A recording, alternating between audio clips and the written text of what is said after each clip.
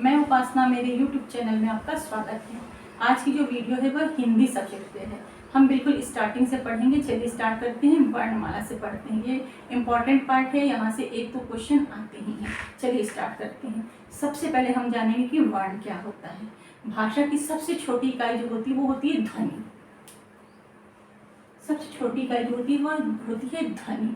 और जो मूल ध्वनि को, उस मूल ध्वनि को जिसके खंड या टुकड़े नहीं किए जा सकते उसको हम कहते हैं वर्ण। वह मूल ध्वनि जिसके खंड या टुकड़े नहीं किए जा सकते उसको कहते हैं हम वर्ण। जैसे कि अ, ई, क, च इत्यादि। वर्णमाला, वर्णमाला क्या होती है? देखिए शब्द से ही स्पष्ट है, वर्णों की माला। जब हम कोई माला पहन बनाते हैं तो उसको व्यवस्थित क्रम में लगाते हैं, फिर होते हैं मोती को व्यवस्थित क्रम में। उसी प्रकार वर्णों के व्यवस्थित या क्रमबद्ध समूह या समुदाय को हम वर्णमाला कहते हैं। जो हमारी हिंदी है, मूल हिंदी में 52 वर्ण होते हैं। 52 वर्ण होते हैं। ये देखिए 52 वर्ण होते हैं। हमारी जो हिंदी है, मूल हिंदी, उसमें 52 वर्ण होते हैं। अब ये 52 वर्णों में से देखिए इसमें क्या क्या है।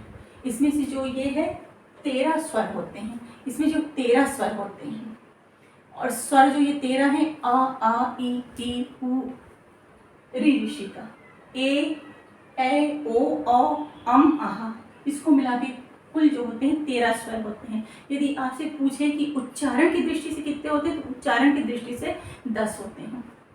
यदि आपके ऑप्शन में पूछता है स्वरों की संख्या कितनी है और ऑप्शन में यदि 13 नहीं दिया है, 11 दिया है, तो आप 11 पे टिक लगाइएगा। और यदि 13 दिया है तो 13 पे ही लगाइएगा। ठीक है। अब व्यंजन, जो व्यंजन होते हैं वो 33 व्यंजन होते हैं। 33 व्यंजन होते हैं। क, ख, ग, घ, अंगा, इसको हम क वर्ग बोलते हैं। ठीक। च, छ, ज, झ, इया, इसको हम च वर्ग बोलते हैं। ट, ठ, ड, ढ, ण, इसको हम ट वर्ग बोलते हैं। त, थ, द, ध, न, इसको त वर्ग बोलते हैं। प, फ, ब, भ, म, इसको हम प वर्ग बोलते हैं। य, र, ल, व, ये जो है ये अंतस्थ व्यंजन है। और स, श, स, ह, ये जो है ये है उष्ट व्यंजन। ठीक है। इसी प्रकार 4 संयुक्त व्यंजन होते हैं। इसमें संयुक्त व्यंजन से स्पष्ट, संयुक्त से स्पष्ट है 2 या 2 से अधिक जो व्यंजनों का मेल होता है उसको हम संयुक्त व्यंजन बोलते हैं। ठीक है।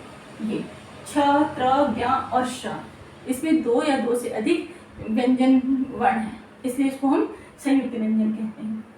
उच्छिष्ट व्यंजन, उच्छिष्ट व्यंजन की संख्या 2 होती है। उच्छिष्ट व्यंजन किसे कहते हैं? जिसका हम जीभ के, हमारी जो जीभ होती है इसके झटके से जिसका उच्चारण किया जाता है, इसको हम उच्छिष्ट व्यंजन कहते हैं। जैसे ड और ढ, ये जो है उच्छिष्ट व्यंजन। देखिए अब स्वर वर्ण के बारे में पढ़ेंगे। स्वर, स्वर क्या होता है? देखिए स्वतंत्र रूप से बोले जाने वाले वर्ण को हम स्वर कहते हैं। अर्थात जिन वर्णों के उच्चारण के लिए हमें किसी अन्य वर्ण की सहायता की जरूरत नहीं पड़ती है उसको हम क्या कहते हैं? उसको हम कहते हैं स्वर कहते हैं। जो स्वर होता है ये लघुत्तम वाक् ध्वनि होता है। ठीक है। जो स्वर होता है वो लघुत्तम वाक् ध्वनि होता है। तो स्वर वह होता है जिसके उच्चारण के लिए किसी अन्य वर्ण की सहायता नहीं होती है, अर्थात जिसका स्वतंत्र उच्चारण किया जाता है उसको हम स्वर कहते हैं। अब स्वर के प्रकार, इसका वर्गीकरण। स्वरों का जो वर्गीकरण है वह मात्रा उच्चारण के आधार पर और जीभ के प्रयोग के आधार पर 2 प्रकार से किया गया है। तो मात्रा उच्चारण के आधार पर स्वर होता है ह्रस्व स्वर, दीर्घ स्वर और प्लुत स्वर। ह्रस्व स्वर जिसके उच्चारण में हमको कम समय लगता है, एक मात्रा का समय लगता है, उसको हम ह्रस्व स्वर कहते हैं। अ, ई, उ, ये ह्रस्व स्वर का उदाहरण है। दीर्घ स्वर, दीर्घ स्वर वह स्वर होता है जिसके उच्चारण में हमको ह्रस्व स्वर से थोड़ा सा और अधिक समय लगता है। इसमें 2 मात्रा का समय लगता है, 2 मात्रा का समय लगता है। इसको हम दीर्घ स्वर कहते हैं। इसका उदाहरण है आ, ई, उ, ए, ओ, औ और आ। प्लुत स्वर, ये जो प्लुत स्वर है, प्लुत स्वर इसके उच्चारण में हमको दीर्घ स्वर के उच्चारण से भी ज्यादा समय लगता है। इसका जो प्लुत स्वर का जो प्लुत स्वर है, इसका जो उपयोग है किसी संवाद, नाटक या किसी के नाम को पुकारने में किया जाता है। जैसे राम, ओम, है ना, ये है प्लुत स्वर। यदि आपको समझ में नहीं आ रहा है और तो सर पूछ दिया पेपर में किसी भी वर्ण के बीच में ये निशान होगा तो उस पर आप टिक कर दीजिएगा, वो प्लुत स्वर है। जीभ के प्रयोग के आधार पर स्वर 3 प्रकार के होते हैं, अग्र स्वर, मध्य स्वर और पश्च स्वर। अग्र स्वर जिसमें जिन स्वरों के उच्चारण में जीभ के आगे के हिस्से का प्रयोग किया जाता है उसको कहते हैं अग्र स्वर, जैसे ई, ए और ए। मध्य स्वर में जीभ के मध्य भाग का उपयोग किया जाता है उसके उच्चारण के लिए, उसको कहते हैं मध्य स्वर। इसका उदाहरण है अ, ठीक है। पश्च स्वर जिन स्वरों के उच्चारण के लिए जीभ के पीछे के हिस्से का उपयोग किया जाता है उसको कहते हैं पश्च स्वर, ठीक है। आ, उ, ओ, औ और आ, ये पश्च स्वर का उदाहरण है, ठीक है। अब पढ़ेंगे हम व्यंजन वर्ण। व्यंजन क्या होता है, ठीक है।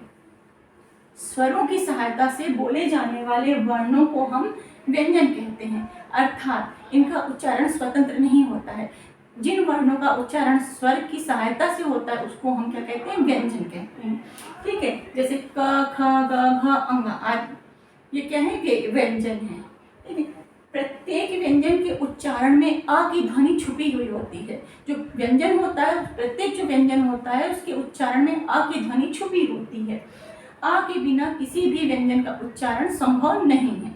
जैसे क, तो क धन अ बराबर क, ख धन अ बराबर ख, मतलब जो ये व्यंजन है इसके साथ क्या है, स्वर छुपा हुआ है। व्यंजनों का वर्गीकरण देखिए, स्पर्श व्यंजन, अंतस्थ व्यंजन और ऊष्म व्यंजन। व्यंजन 3 प्रकार के होते हैं, स्पर्श व्यंजन, अंतस्थ व्यंजन, ऊष्म व्यंजन। स्पर्श व्यंजन, स्पर्श व्यंजन जो होता है वो क वर्ग से लेकर के प वर्ग तक होता है। इसकी संख्या होती है 25। इनका उच्चारण क्रमशः कंठ, तालु, मूर्धा, दांत, ओंठ के स्थानों के स्पर्श से होता है, इसलिए इसको स्पर्श व्यंजन कहा जाता है। इन्हें वर्गीय व्यंजन भी कहा जाता है क्योंकि इनको वर्गों में बांटा गया है। जैसे क, ख, ग, घ, इसे क वर्ग कहा जाता है। च, छ, ज, झ को हम च वर्ग बोलते हैं, इसलिए इसे वर्गीय व्यंजन भी कहा। अंतस्थ व्यंजन, य, र, ल, व, ये स्वर एवं व्यंजन के बीच स्थित हैं, ठीक है।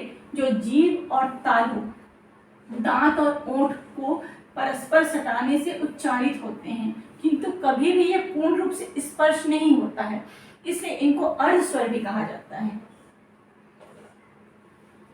ऊष्म व्यंजन, श, स, ह और ह, इनका उच्चारण जो है एक ही प्रकार की रगड़ से जो उष्ण वायु उत्पन्न होती है उससे होता है, इसलिए इसको ऊष्म व्यंजन कहा जाता है। संयुक्त व्यंजन, छ, त्र, ज्ञ और श, ये संयुक्त व्यंजन है। संयुक्त व्यंजन वह व्यंजन होता है जो कि 2 या 2 से अधिक व्यंजनों के मेल से बनता है, इसको हम संयुक्त व्यंजन कहते हैं। देखिए छ है, ये क धन स बराबर छ, त्र त धन र बराबर त्र, ज्ञ ज धन य बराबर ज्ञ, श धन र बराबर स। प्रयत्नों के आधार पर व्यंजन का वर्गीकरण, श्वास के कंपन के आधार पर।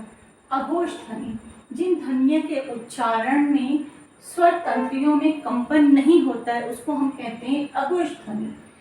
हर वर्ग का पहला एवं दूसरा व्यंजन इसमें आता है। देखिए हर वर्ग का पहला एवं दूसरा व्यंजन, इनकी संख्या जो होती है वो होती है 13, ठीक। घोष ध्वनि, जिन ध्वनियों के उच्चारण में स्वर तंत्रियों में कंपन होता है उसको हम कहते हैं घोष ध्वनि। इससे प्रत्येक वर्ग के तीसरे, चौथे और 5वें वर्ण आते हैं, इनकी संख्या होती है 31। प्राण की मात्रा के आधार पर, ठीक, ये 2 प्रकार के होते हैं, अल्प प्राण और दूसरा महाप्राण।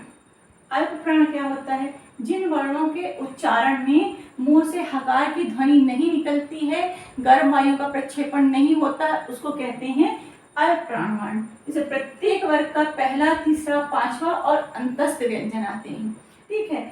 महाप्राण, जिन वर्णों के उच्चारण से मुंह से हकार की ध्वनि निकलती है, गर्म वायु का प्रक्षेपण होता है, उसको कहते हैं महाप्राण। हर वर्ग का दूसरा और चौथा वर्ण और ऊष्म व्यंजन, स, श, स और ह, ये ऊष्म व्यंजन है ये, और हर वर्ग का दूसरा और चौथा वर्ण ये आता है महाप्राण में। आपको मेरी वीडियो पसंद आए, आपके लिए ये हेल्पफुल हो तो मेरे वीडियो को लाइक कमेंट सब्सक्राइब जरूर करिएगा। जय हिंद, जय भारत।